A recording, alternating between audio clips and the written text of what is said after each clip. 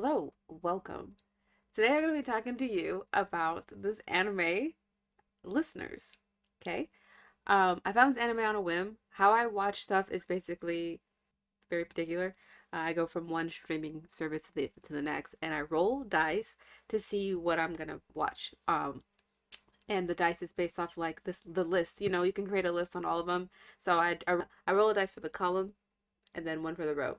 Okay, this is my system, and I'm on TV shows on Hulu right now that I had saved. I literally saved probably just every anime to eventually watch whenever. I like to give every single thing a chance. It's just me. This one, it there's this one's on Hulu, and there's only like a dub, I think, on Hulu. I didn't look for the sub. I just kind of just went with it because I crochet, and sometimes it's just easier to just listen versus read. But though I can read subs and crochet though. Yes, this I'm gonna be talking about episode 4 in particular of this show, and just a little bit about the show, and there will absolutely be spoilers. So just FYI, if you want to watch this, stop watching this video and go watch this anime on Hulu if you don't want it to be spoiled for you. This anime in particular, it's not great. It doesn't have great reviews. I've actually really like it though. I didn't like super like it at first. I was like, okay, this is kind of dorky, but it's an anime. There's a lot of different vibes for anime out there, and people even I feel like there's still a stigma that people just think anime is dorky in general, but it's not. It's like actually top tier quality content. But this one actually is pretty kind of silly, but it has a serious like agenda followed by quirky characters, and I don't know. I actually really like it. I think it's really cute. I even cried during an episode or two. I cried at everything though, so I don't know if that counts.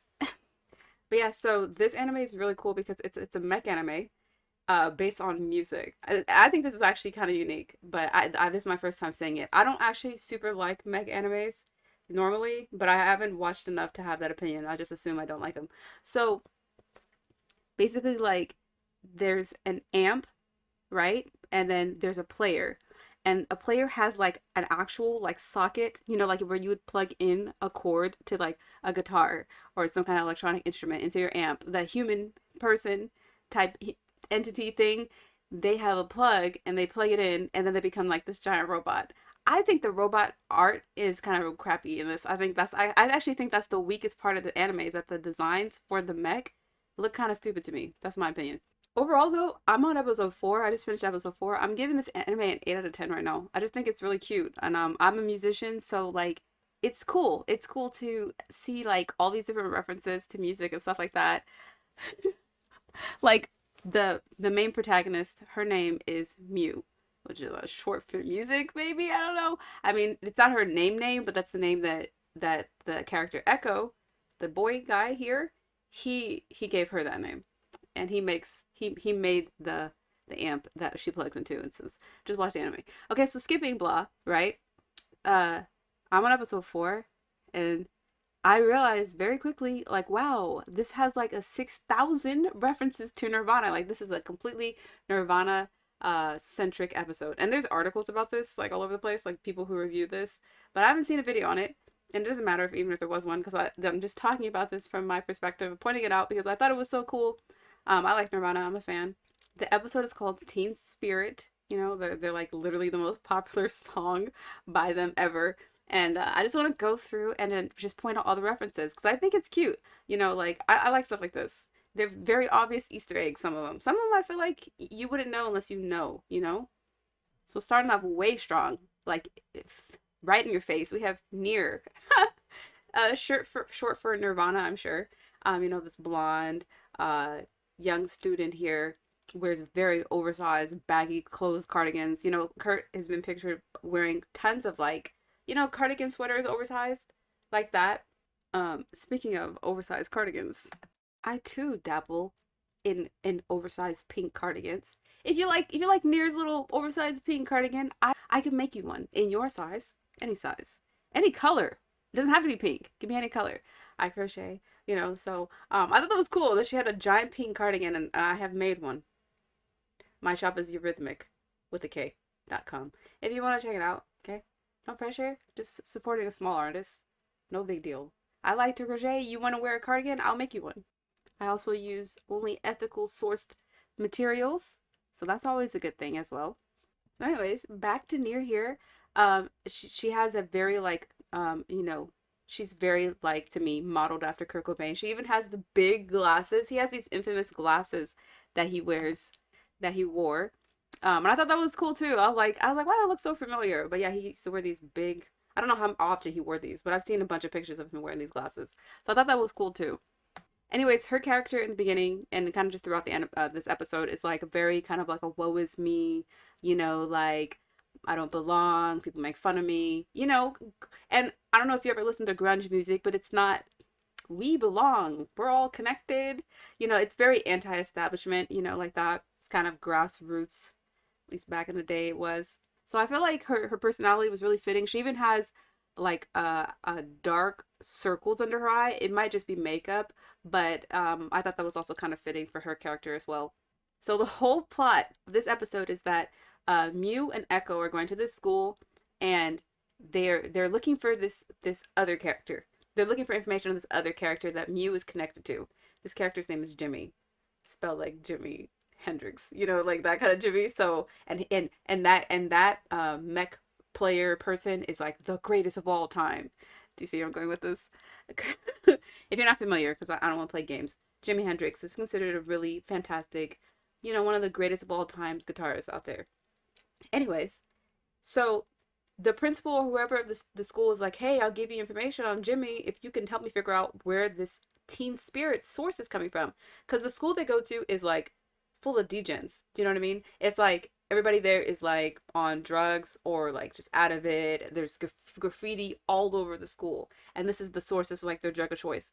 Now, this actually, what I thought the most interesting thing about this, besides the fact that it's literally called Teen Spirit, it's a can. Even the drug of choice is very 90s.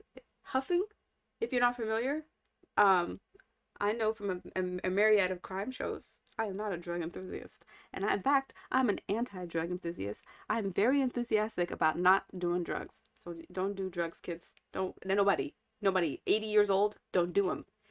Anyways, but this is like a popular drug in the 90s, doing stuff like this. You don't hear about stuff like this. Anyways, so I thought that like to me that's another reference to 90s grudge. That's when it was popular. So I think that just in general is cool. But yeah, so the students, they're using this to it's like a school of potential players, like people who are gonna be going around. Like the players, I didn't say this, but they're supposed to save the world. Like from these things called air something. I forgot what the creature's called. Earmuffs. They're not called that. Air splitters. Something. These like dark gaseous green. They're black creatures who they just terrorize you, and the players come and they beat them up. Anyways, this can was like these drugs were created to help players like stay focused in combat, and the students are just basically abusing them, and Nier is one of them. So like I said, throughout this anime, there's just this episode, there's a bunch of musical references, and one of the first ones right away I noticed was this chalkboard. um it says mosquito, mulatto, and albino, and those are lines from Teen Spirit, like the chorus, I think. Like it's very, just listen to the song, you're gonna hear this immediately. I'm alive, I'm albino, I'm alive, like that. That's like another Malabino. Another cool thing was when Mew and Echo first get to the school, there's these cheerleaders, and they're just like super lethargic, and they're just like lazily like doing their cheer. And if you see the Teen Spirit music video, it's the whole music video is like, I always really like this about the video actually, that it's just like kind of like, it's just kind of like a drag, I don't know what that is. I love that vibe. I don't know what it is, but like I love dancing like how they do in the video. Anyways, the cheerleaders in that video, everybody, and there's cheerleaders. I'm, I'm trying to reference. I'm trying to reference coherently. There's cheerleaders in the Teen Spirit music video, and they're, everything's kind of in a slow motion, kind of like, I don't know, chunky. This is like a very chunky movement style is how I would describe it. So I like that, like little cute connection. So just jumping back to Nier, Nier basically tries to befriend Echo and ends up like stealing his amp and like hijacking it and taking it over to become, a mech because she's a player. Right before this happens, there's an interlude, like a super little montage, like starting at like 11 minutes and 10 seconds, where you can hear kind of like a pseudo riff. I don't know, pseudo riff. What is the word I'm looking for? There's a word for interpolation. Interpolation. It's the beginning opening riff to Lithium. That's actually my favorite Nirvana song. But like it's like a palm muted kind of riff. And you can kind of hear it. I can hear it in this anime just right, like just a couple seconds, and then it gets heavier, more like Teen Spirit kind of style. But then this scene comes up, and she's just like she takes the player thing, and hers is in her head, and I'm gonna get to that in a minute, like, and she's like, I'm so happy I finally have a friend or something, which is the opening lines to Lithium. It, well, give or take a few words, it's basically that. And she puts the thing in her head, and I was like, oh, her friends, do you get it? I just feel like that's a connection. Her things in her head. Today I found my friends in my head. Long song. Okay, so anyways, and this, okay, trigger warning. Okay, trigger warning. I'm about to talk about suicide. Do you understand? I'm gonna talk about doing this to yourself. Do you understand? Okay. Nier is sad, and she's using the mech to try and hurt herself, and she tries to like jump in the air and land on her head. She's like, she wants to relieve herself of the suffering. She's saying, this makes me sad because if you're here, if you're new, if you're not new, if you're new, you wouldn't know. So what I'm talking about. But if you are new and you don't know, and if you already know, I have PMDD, and one of the main symptoms is suicide ideation. Every time this comes up, depending if I'm symptomatic, it makes me so sad because I completely understand how people feel when they want to do that, So like, she don't want to be in pain no more. And so like, she jumped on her own head to do that. And the reason I'm bringing this up is because it's significant because, I don't know if you know, Kurt Cobain is said to have done that to himself. Not like in this obviously fashion with a weapon. Now, I'm going to bring this up again later on in the video. There are theories out there that people think that he did not do that to himself. And we'll get to that in a second. I've not researched these theories. I know like nothing about this. I just know that there are theories. But there is a movie called gosh. Okay, so there's a movie. It's a documentary. It's called Soaked in Bleach. I've never watched this movie. It's on Tubi for free though if you want to check it out. Where it talks about what happened to Kurt, the death of him, and I guess like theories around it. But I don't know. Okay? I saw that somebody posted that, so I was like, oh, I might watch that. Sounds kind of interesting. Moving on. Basically, after Nier tries to do that to herself, Echo's really worried. He's concerned. Him and Mew try to go and like confront her, ask her like, hey, what's going on? Are you the reason why Teen Spirit? Are you concocting Teen Spirit? Because she's sitting in like a giant pool, or she's sitting near a giant pool. And I wonder. I didn't actually think about this until just now. The album Nevermind is a giant pool with that baby swimming on it. So I just realized that that's probably another reference. But that's where they make the drug. They just hide it in plain sight. It's like this giant vat. So I don't know how nobody ever noticed that, but here we are. So co-conspirator or accomplice, whatever you want to call it, is this guy. Okay? His name is Hole. And if you don't know, Hole is Courtney Love's. That's her band that she started with another guy. And Courtney Love and Kurt Cobain are, they're the star-crossed lovers from back in the day. They were together like that. And there is a theory that she may have been involved in the murder of, or the death of, I should say, Kurt. I have not researched this. I just know it's a popular thought among the people out there in the planet, in the world. But the reason this is significant today, the reason I'm breaking it up, is because in this anime that somebody wrote, not me, they very clearly have Hole as an antagonist. He comes off as like, oh, I want to get rid of the teen spirit, blah, right? He's mostly focused on Mew, while Nerve is focused on Echo, right? Mew is the player, the girl, okay? But it turns out like he is using Mew to kind of like propel his own agenda. He wants to destroy the world or something like that, like Jimmy, because it's a theory in the show that Jimmy is the reason why stuff is going so bad or went so bad a long time ago during this one event in episode 3 or 2 that you should go watch. We're still learning a lot. But anyways, I just thought that was interesting that it's written into the show that the person is Whole, right? Using Nerve based off Kurt Cobain's character, and it's not even like the way that Ner interprets the relationship is that it's mutual, is that they bonded and it was toxic, it wasn't healthy. But But Hole's interpretation is like, nah, I'm using her. I never was her friend. Like that's clear. And I don't think she knew that part um of it. But like I thought that was also I just thought that was like an interesting dynamic that they instituted that they created into this. And I'm wondering if they know about the background. Considering all of the references in this, I'm 100% certain that they know about the certain like questions about Kurt's passing. Oh, one other small thing I forgot to mention. There's this club behind them where people who use Teen Spirit go to hang out. It's called BCBG. I took a better picture on my phone, but I can only find this screenshot online.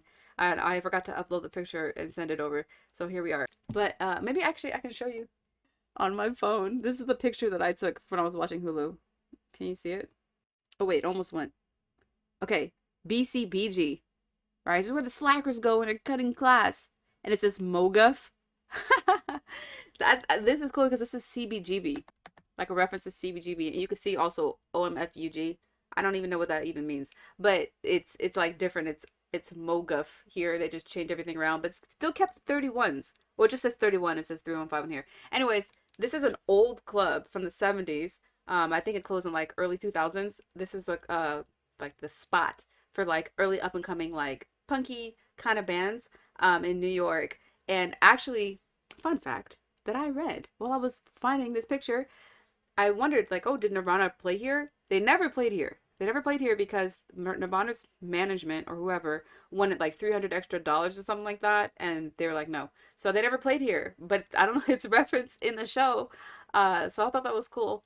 Yeah, that's basically that was like episode 4 of Listeners. Oh, it ends basically with Near kind of going away. You know, she's still very pessimistic about it all. I know that deep down she's hoping that Echo and her are really gonna be friends though. I'm really sad for her, but I know it takes time to heal. Um, what's his face? Hole. He gets arrested. You know, good for him. Glad that we just got some justice here. No drug dealers. Okay. All in all, you know, like I thought this episode was fun. I mean, I think this anime is fun. I know there's, you know, better ones. There's worse ones. I think this is just a fun one. I think it's only 12 episodes. I don't care. I like background noise. This is fun. You know, it's I like everybody so far. I don't really hate anyone. That's always good for me. Thanks so much for listening to me talk about this anime. If you like stuff like this, if you like talking, you like listening to me talk about stuff like this, like movies and TV shows, feel free to like this video. If you like talking in general, that's what I do. I'm a big talker. Feel free to subscribe. I like to talk about whatever I want. If you like talking in games, I have a gaming channel called Sabru where I talk and I play video games, and that's a lot of fun for me. I mostly play RPGs and point-click games, walking simulators. Right now I'm doing the entire Final Fantasy series, mixed in with a bunch of other thousands of games I play because I'm just constantly kind of just doing stuff. So that's fun. Thanks so much for watching. Most importantly to me, thank you for listening. Goodbye.